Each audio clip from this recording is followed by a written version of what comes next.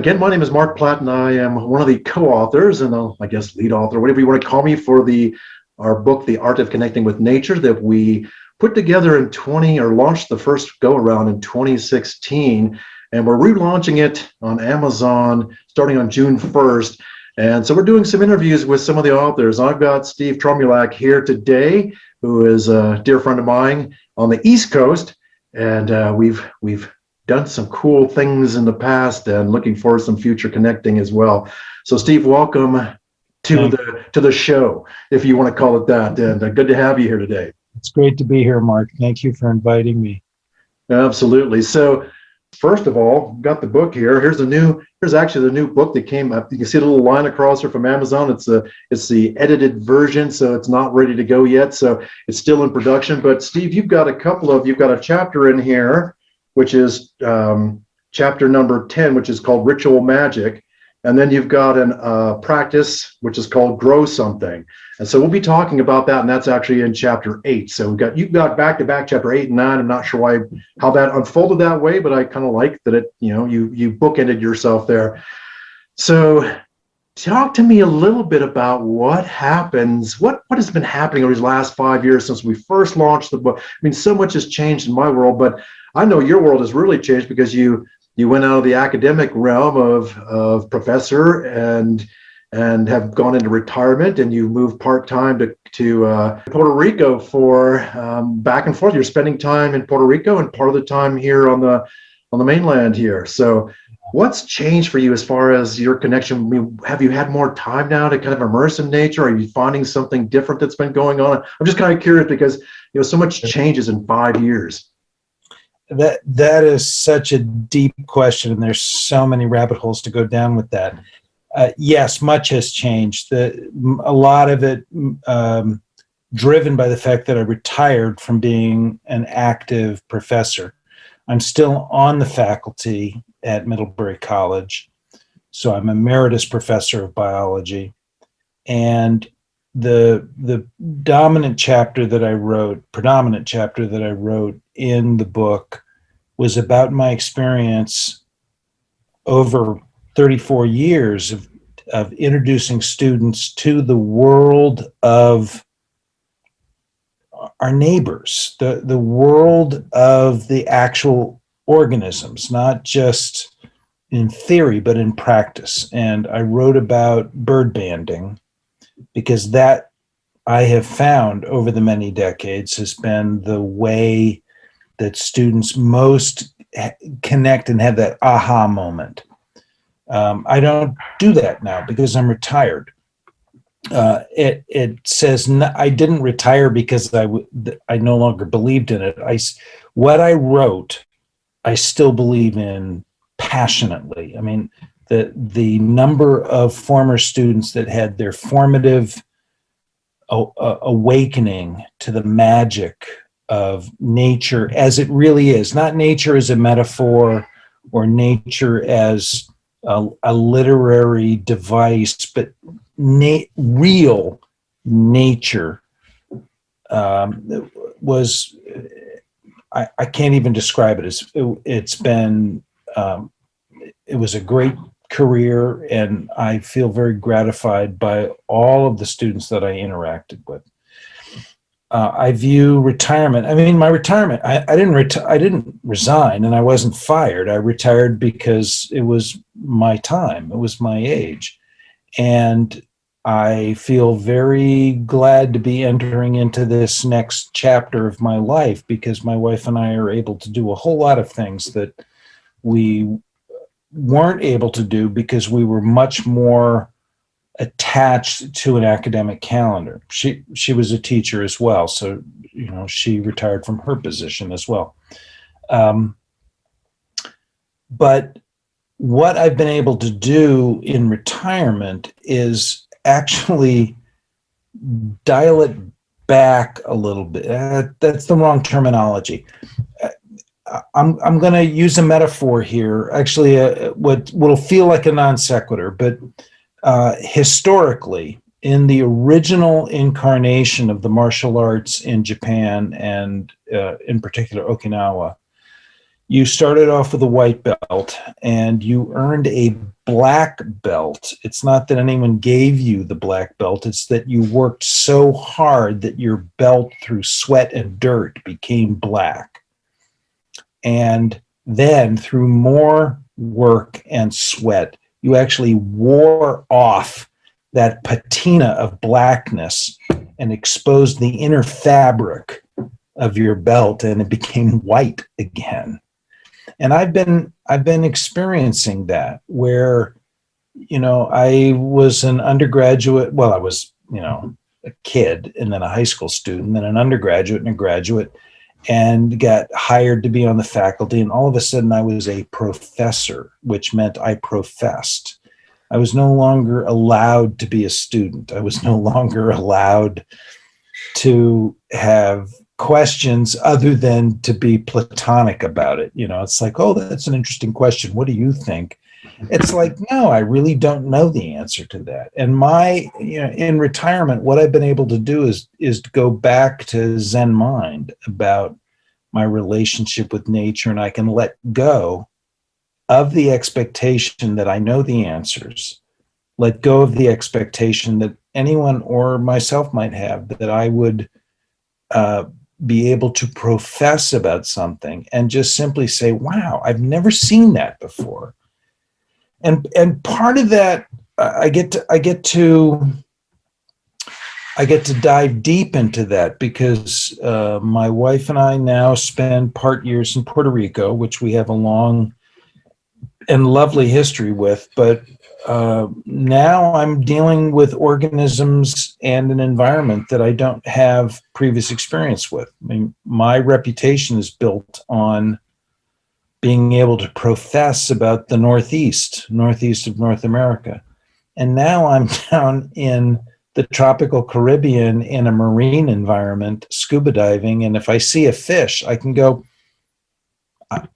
I don't know what their breeding season is. I don't know what their preferred habitat is. I don't know how their diet might shift from one month to the next. And I don't know the relationship of their breeding cycle or vertical migration to the phases of the moon. But I can go learn. I don't have to profess about it. I can be the white belt. I love that, Steve. And, I really love that's, that. And that's the biggest change for me. Yeah, I mean, when I was, because I've been in natural resources in one way or another almost all of my professional career, other than when I was in the Air Force, and also in the collegiate realm, although community college side of the house, but teaching natural resources for them. And I love, like we were saying, the magic of helping, of watching the students kind of make that transition, that aha, that where you see them, you can see they actually open to a bigger picture of life and understanding that way. And there is such richness to that. And I also love what you said about, about not having the answers, right? And about being a student again. And that is what a gift that comes with that. I spoke with Mary Love. I interviewed her last week, and she was talking about, I know nothing now. And I just I'm in bliss about the nothingness, but I know nothing. And there's a certain wisdom with that, right? A deep wisdom. So one thing I would love to dig a little bit deeper on is you talked about the word magic in there, and you use that term, and you're saying real magic. And in fact, the title of your chapter there is ritual magic. So tell me more about what that word means to you, how it shows up for you. What's that word? I can tell you what it means for me, but I'm curious what it means for you. Real magic, not sleight of hand magic. Well, the real magic. Very good question. I have always viewed the magic that I was able to help channel for my students, the people that came into my sphere. And I'm not embarrassed about that term, and I never needed to hide it in my career. There was never any pressure not to be. It's not like I professed a particular spiritual path, but I was always very open about how what we were doing was not clinical. But for me, the magic is about transformation. It's fundamental transformation of your perception about who you are, where you are, who you are in relationship with, what it means to be a participant on the planet. And that's always been a really big part of how I approach teaching this very traditional wildlife biology course. I mean, this was not in a religion department, and it was not in some sort of tangential, yes, we're all dealing with a very ethereal plane, but let's go out and have an experience in nature. This was a wildlife biology course. And I'd be out there and say, what I'm trying to do for you is introduce you to who your neighbors are. And I used that language. It wasn't about learning this technique to collect these data. It was about coming to be comfortable with awareness of who you are in relation with, who your neighbors are. And I've actually written on that. It's about becoming a neighbor and not just a scientist observing something that's outside of you. It's who you're in relationship with.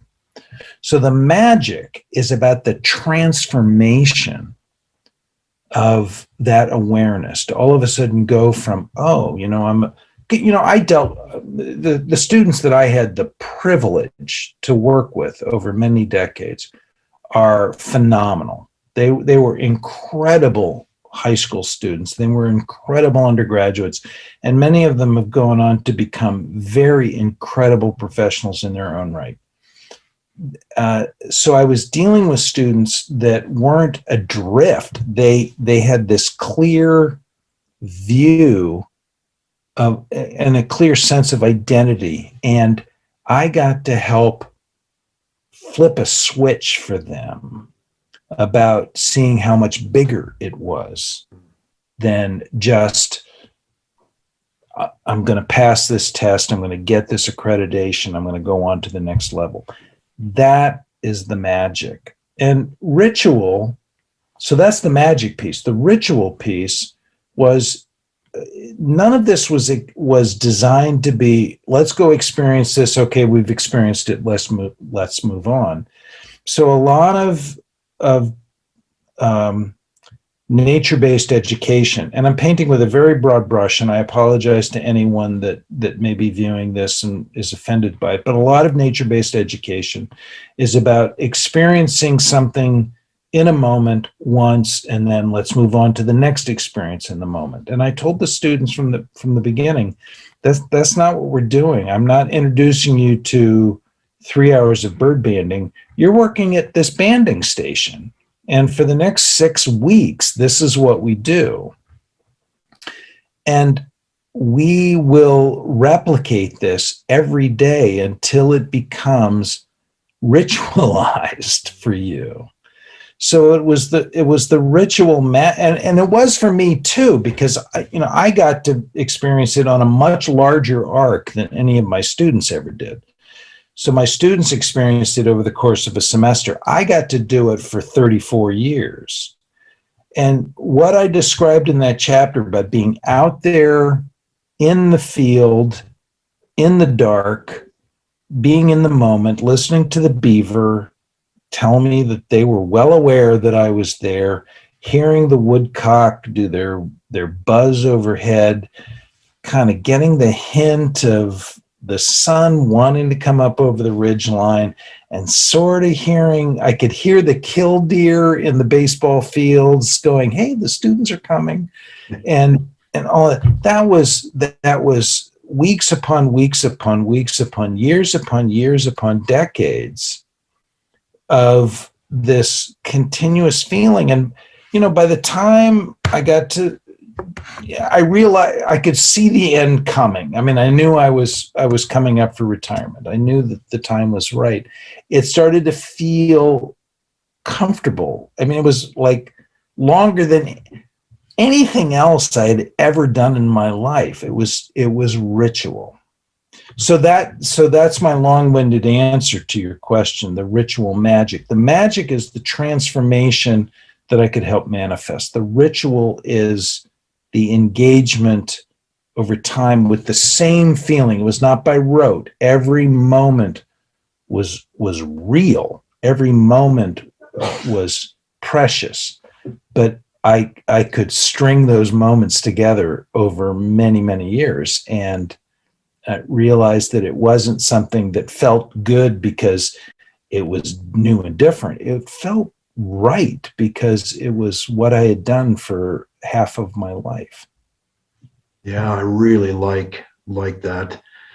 Really like how you laid that out, Steve. I really love that, your definition of magic, of being the transformation there, of the students, and watching that happen. I think oftentimes when we talk more in the esoteric terms of what magic is, it takes on a whole different flavor. And I really like the practical magic, the magic of what happens within us, because that's where it has to start, right? So, wow, that's really rich. Thank you for that. I'm going to switch gears a little bit here. We're going to take you back in time here, Steve, to when you were a young boy. Talk to me a little bit about maybe what one of your first connections in nature might be that it really kind of sticks out to you.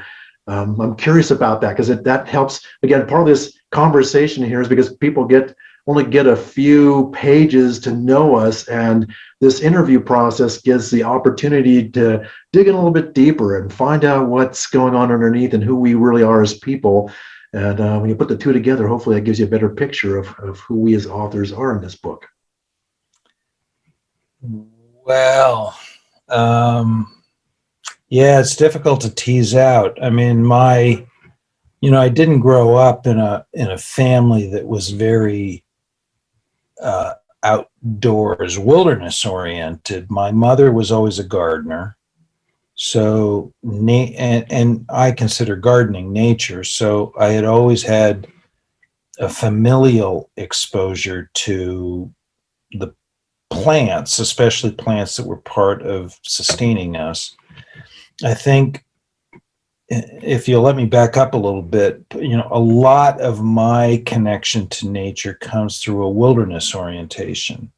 Nature, not under the control of humans, but wilderness, the willfulness of nature. And, to be perfectly honest, I got that through the Boy Scouts.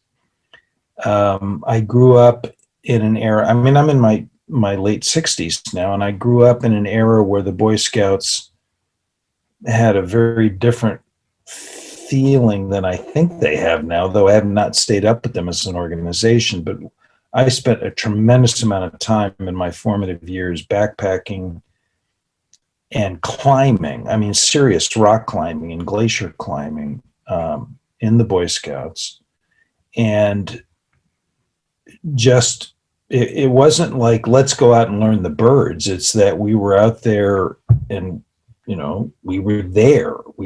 I grew up in California and spent a tremendous amount of time in the Sierra Nevadas, particularly Yosemite National Park, and climbing all the peaks there and the glaciers in the Tuolumne Meadows area. And just watching the birds and the rodents that came out to eat food, and the bears. So it was more of an exposure through, oh yeah, this creature is here, and this creature is interested in this and me, and my pack. I still have my backpack from when I was in my teens, and I can still point out the place that I had to stitch it together when chipmunks chewed through it to get to the food that was in the pocket. That was it. It was never academic in that environment. So that's part of my answer, is the Boy Scouts and the exposure to wildness. And just the joy of it. Now, the other part of it is, why did I become a biologist? Why did I choose to make my career about connecting with nature? And that's a different story. That's a story of having a 7th grade science teacher who treated me and my fellow students like adults. And this was back in the era when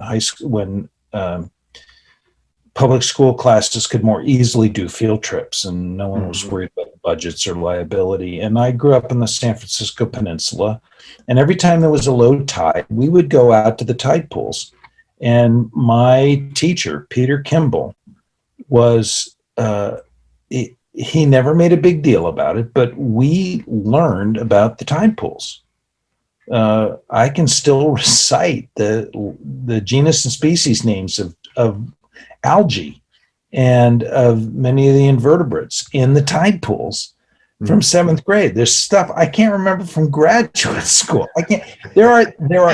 Last night, someone pointed out to me the other day. A former colleague, a colleague of mine, someone I had wrote a paper with, pointed out to me something that we had written in one of our papers, maybe 15 years ago, not that long ago. I had no memory of even having done the paper, let alone what we said. But I can still tell you the genus and species of algae that I learned in the seventh grade science class.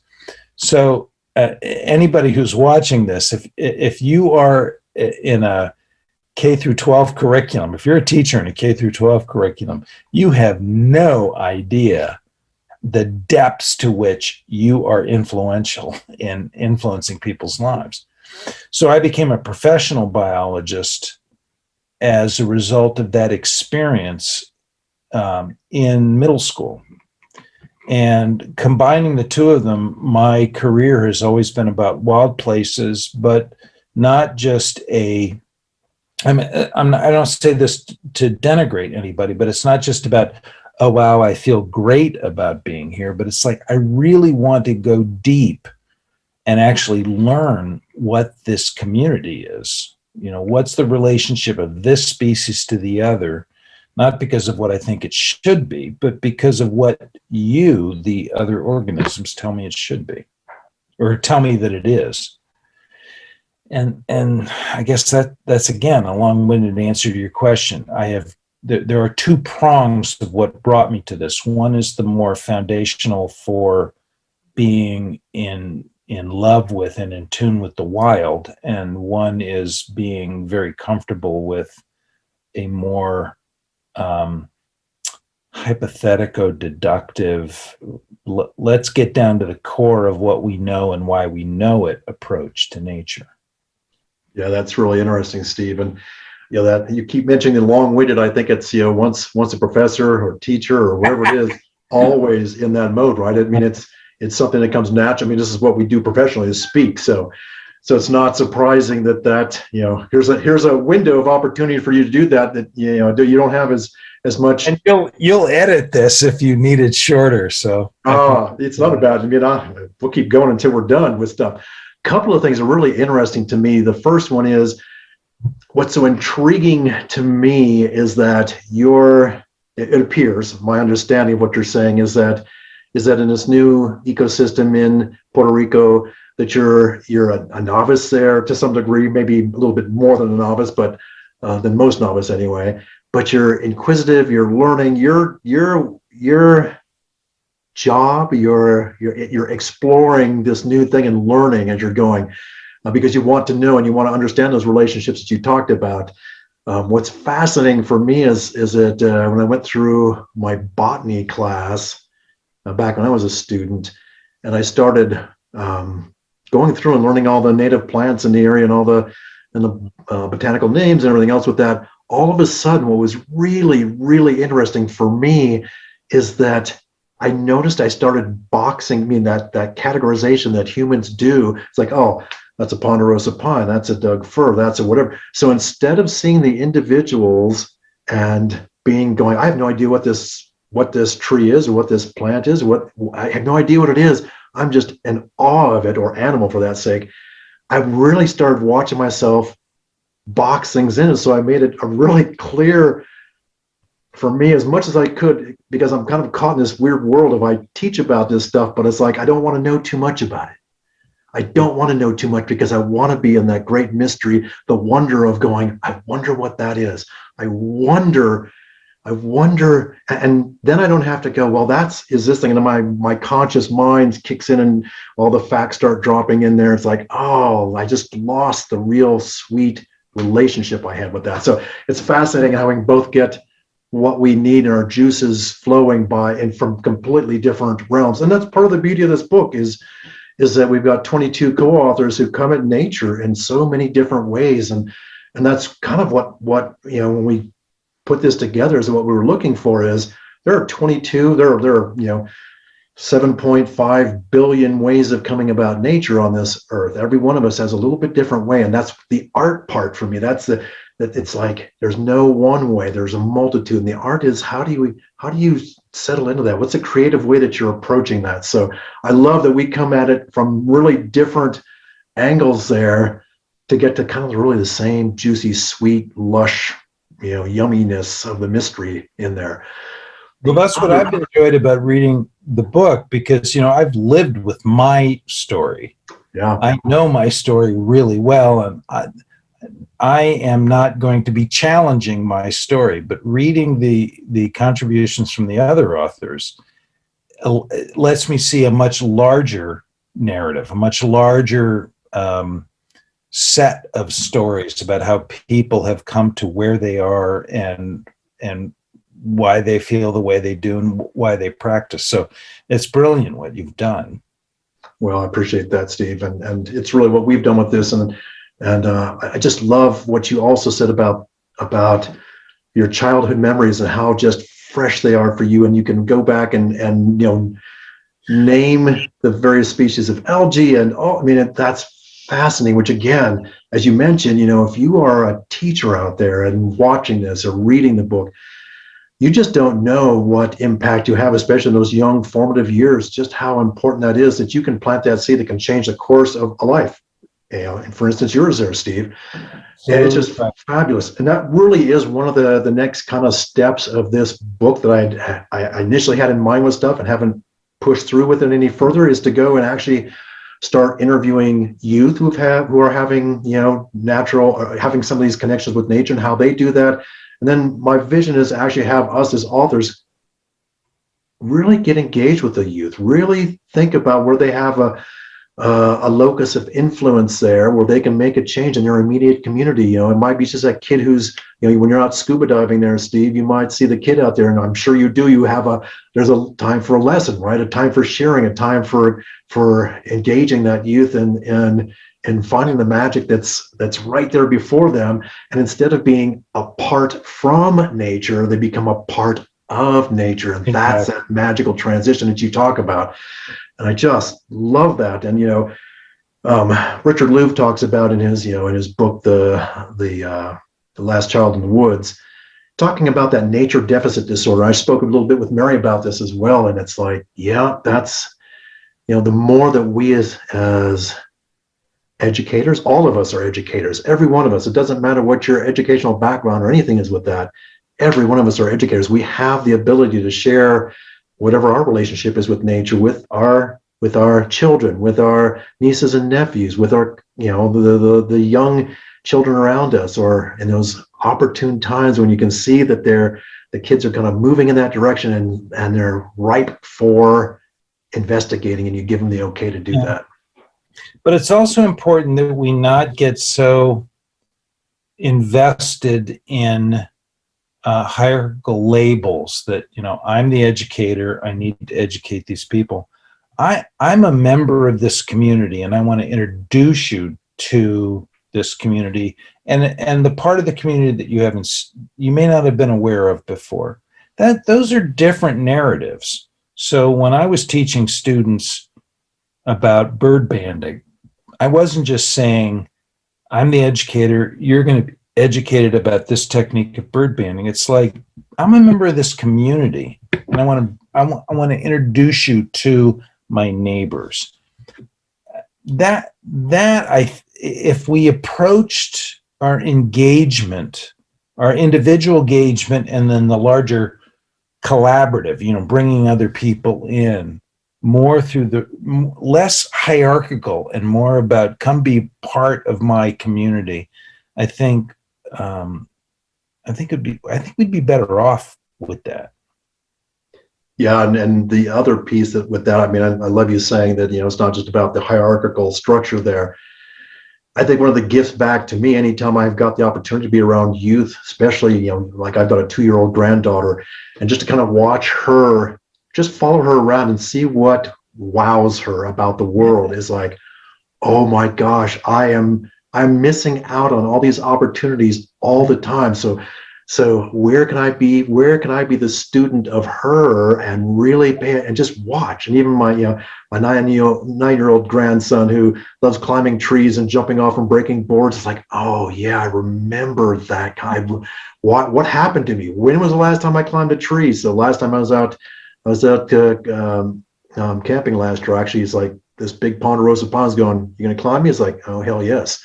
And so I did. I climbed up in the limbs and just hung out there like I used to do. It's like this is just blissful. Yeah, So that's good. yeah, that's really rich stuff there, Steve. Thank you. So I'm curious. We talk about this book is divided into 4 different sections. We've got the physical, mental, emotional, and spiritual, which can also somewhat be tied to some of our elementals: earth, water, fire, air, the 4 elementals, and spirit in the center with that. Kind of curious which of those call most strongly to you there, Steve, and why? Very good question. Well, let me back into that. The element that I'm most in conflict with is water. Mm.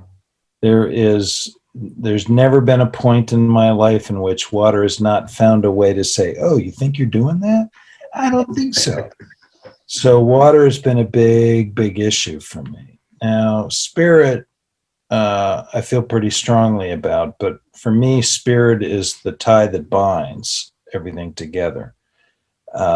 So earth, air, and fire. That's a really good question. Well, the element, I don't know, the component of reality that I have the strongest connection with is life. And one can make the argument that life is the combination of all 5 of the sacred elements: earth, air, fire, water, and spirit. And I am in conflict with water. I don't feel like I'm in conflict with any of the others.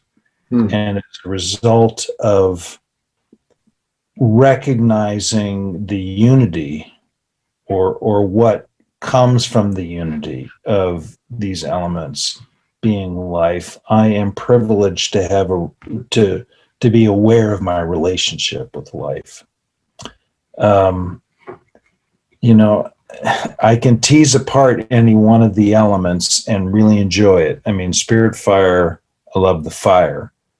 I garden and I love the earth, and I exercise and I love the ability to breathe in the air. As much as I will talk quite freely about my conflictual relationship with water, I scuba dive and I snorkel.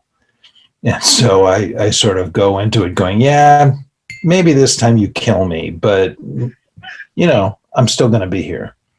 So for me, it's less about teasing them apart, and it's more about enjoying their combinations and what they can bring, what they offer together. I have this thing that I like to tell my friends within the larger spiritual community that I participate in, that nature is not a metaphor. You can't just talk about earth, air, fire, and water as being metaphors for something in society. Earth, it's a metaphor for being grounded. I'm making stuff up here, but nature's real. I mean, it's real. One of my friends, Tom Butler, who's been involved in the wilderness advocacy community for most of his life, has liked to say, wilderness is not a metaphor. It'll kill your ass if you're not careful. Yeah. Even if you are careful sometimes. Yeah, even if you are careful, it can't. I mean, and that's the nature of being wild.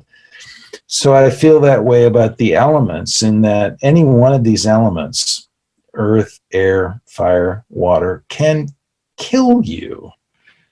And that reinforces for me the value of understanding that I'm in relationship with them. Mm. I'm not mastering them. I'm not victimized by them, but I'm in relationship with them. And the better I understand the nature of that relationship and how to navigate the relationship, it's like all relationships, the better off I am. The better I am at being able to have a right relationship. So I haven't been long-winded, but I've kind of danced around your question. I don't think there's any one that I recognize more than the other. I think I recognize them all in different ways, but what I truly value is how they come together into the biosphere. You know, there is no life on Earth without earth, air, fire, and water. And I believe as an emergent property of that spirit. Yeah, I like that, Steve. I really do like that. And it's, I think it's one of those things when we start talking about the four elementals that, we want to kind of separate them from each other, but they're really integral. And at different times of the year and different times of the season, one takes the lead and the others step back. And it's this beautiful weaving that they're never fully separated, they're always entwined, but it's a journey, it's a dance that's happening, right? That's going on with the elements, and that's way different than just going, well, earth is this, and I'm separating it out, and fire is this, and water.